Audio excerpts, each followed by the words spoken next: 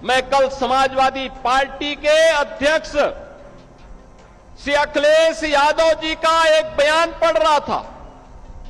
वो कह रहे थे कि उनकी सरकार आएगी तो अयोध्या को धार्मिक नगरी बनाएगी।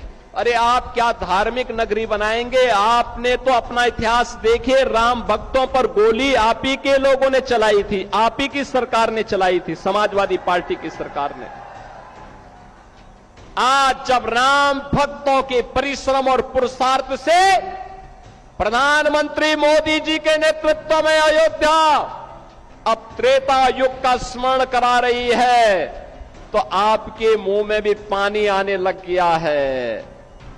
अरे भूल जाओ, आपने तो थानों में और जेलों में कृष्ण जन्माष्टमी के आयोजन को भी रोक दिया था, कांवड़ यात्रा पे प्रतिबंध लगा दिया था। जो आज जब हमारे जनप्रतिनिधि कह रहे थे ना कि हाथरस में 22 से ज्यादा मंदिरों का सुंदरीकरण हुआ, क्या यह समाजवादी पार्टी के समय में संभव था? क्या उनके समय में नहीं था, क्योंकि उस समय यह पैसा कब्रिस्तान की बाउंड्री वाल के लिए जाता था और वही तो हमने मंदिरों की तरफ डाइवर्ट किया है।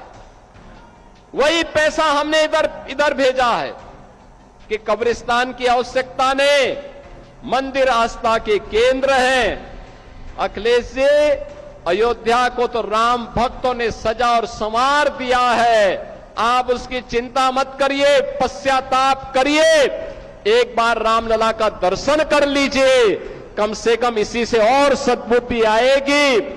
और अब तैयारी करिए कि हम कृष्ण कन्हैया के लिए भी कुछ कर सकें। अब मथुरा की बात करिए। अगर सचमुच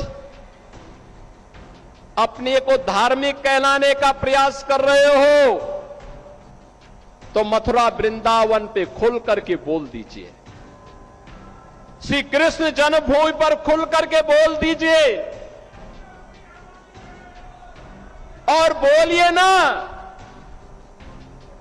कि श्री राम जन्मभूमि मुक्ति के आंदोलन की तर्ज पर ही श्री कृष्ण जन्मभूमि की मुक्ति का भी अभियान चलना चाहिए।